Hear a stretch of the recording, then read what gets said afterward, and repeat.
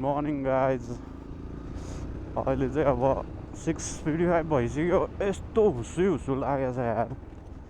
हिजो पानी परिरहेको थियो नि त अनि हुस्सु लाग्यो. अनि अहिले दिन म कतै पनि निस्केको थिइनँ, त्यही भएर हो खास भ्लगहरू केही पनि नगरेको. म क्यामेरामा देखेको कि छैन है, तर यता त पुरै हुस्सु लाग्यो क्या. अब क्यामेरामा कस्तो देखिरहेछ. अनि मेरो हातमा थोरै घाउ भएको थियो होइन, अलिक डिपै काटेको छ क्या. अनि त्यही भएर खास केही नगरे, बाइक राम्रोसँग चलाउनु पनि सकिरहेको थिएन. अनि त्यही भएर केही नगरेको मैले. अनि आज चाहिँ म अब अहिले त कलेज जानला हो, अहिले त कलेज जान्छु. कलेज गएर अनि त्यहाँबाट कलेज सकाएर चाहिँ म उता गिज्मो जान्छु होला, गिज्मो नेपाल जान्छु होला सायद. यो माइकमा ऊ आइरहेछ नि त, हल्का इस्यु आइरहेको जस्तो भइरहेको क्या. अनि त्यहीँनिर जान्छु म, त्यहीँबाट लिएको. अनि प्लस त्यहाँको दाइ चाहिँ लास्टै हेल्पफुल हुनुहुन्छ है, लास्टै. अनि माइकमा अर्को के भइरहेछ भन्दा त्यो डेड क्याट के भन्थ्यो, त्यो त्यसको एक्ज्याक्ट नाम चाहिँ आएन मलाई, तर जस कमन नेम चाहिँ डेड क्याट भन्छ त्यसलाई होइन. त्यो पनि किन्नु छ. विन्ड नोइज बढी आइरहेछ क्या. अब अहिले पनि विन्ड नोइज आइरह होला होइन. अहिले चाहिँ वसुन्धरा आइसक्यो. अनि गिज्मो जान आँटेको.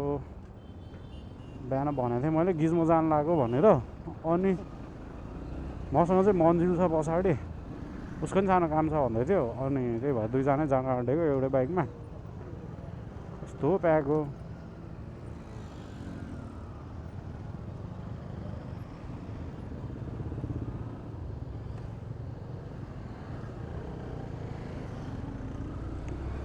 अब यहाँ एक कुदाउनुपर्छ अनि त्यसपछि चाहिँ बिस्तारै जाम्ला.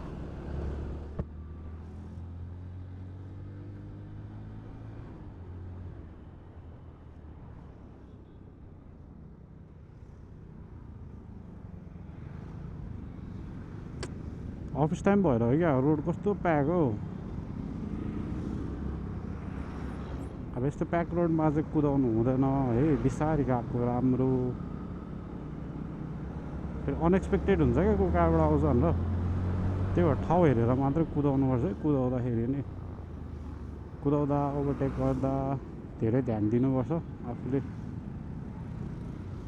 किनकि आफूले गर्दा नै एक्सिडेन्ट हुनसक्छ नि त. त्यही भएर त्यो ध्यान दिनुपर्छ आफूले चाहिँ होइन. त्यस्तो सानो कुरामा नै आफूले ध्यान दिँदा राम्रो.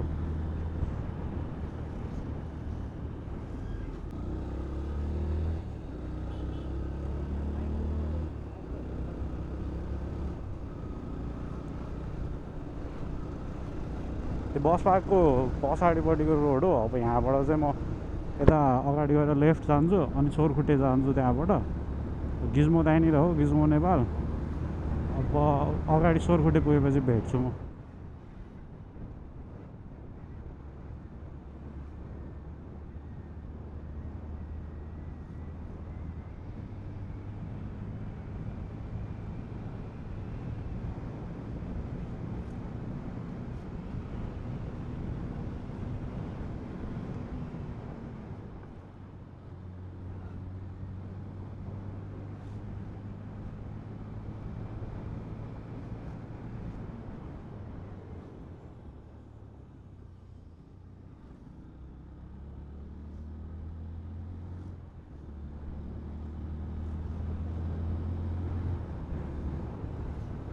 अब तपाईँहरू यताबाट आउनुभयो भने चाहिँ बालाजुबाट आउने हो. यहाँबाट उता सिधा चाहिँ जानु पाउँदैन. सो यहाँबाट यता लेफ्ट जाने. अनि तपाईँहरूलाई उता जानु छ भने यहाँबाट युटर्न हान्ने अनि फर्केर जाने. अनि यता आउनु पऱ्यो.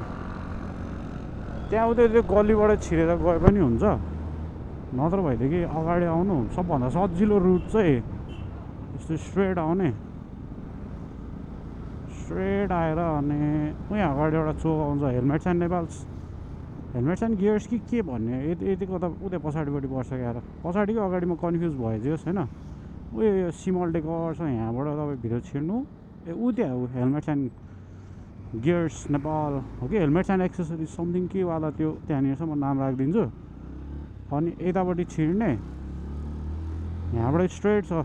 अहिले यो बाटो भन्दा नि अघि त्यो चोकपट्टिबाट छिर्नेवाला गल्लीमा देखाउनु बिर्सेछ, त्यो बाटो आयो भने सजिलो छ अझै। अनि यहाँबाट फर्स्ट उसमै लेफ्ट साइड जाने, यहाँबाट धेरै अगाडि जानु पर्दैन, 4-5 घर मात्रै हो।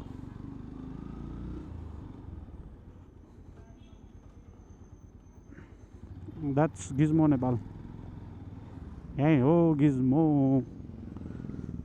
काम चाहिँ भयो। अघि हामी यताबाट आएको, अनि यो बाटो सिधै गयो भने चाहिँ सोरखुटे चोक पुग्छ है। त्यो बाटो मात्रै देखाइदिन्छु भनेर मैले खासमा। अनि अब अहिले चाहिँ हामी गल्ली गल्ली बाटो जान्छौँ, भित्रको बाटो जान्छौँ, बाहिरको मेन रोड नजाने अघि आएको रोड। यताबाट भित्र छिरेर डाइरेक्ट हामी उता के अरे त्यो सामाकोसीको त्यो पेट्रोल पम्पनिर जाने हो हामी है, यो बाटो भित्रको बाटो गएर। ल अलराइट गाइज, अब यति नै थियो आजको लागि। तपाईँहरू यता उता सोरखुटे चोक भयो, यताबाट आउँदा नि हुन्छ, यताबाट आयो भने चाहिँ डाइरेक्ट यतापट्टि बालाजु जानेपट्टि रोडमा भेटिन्छ।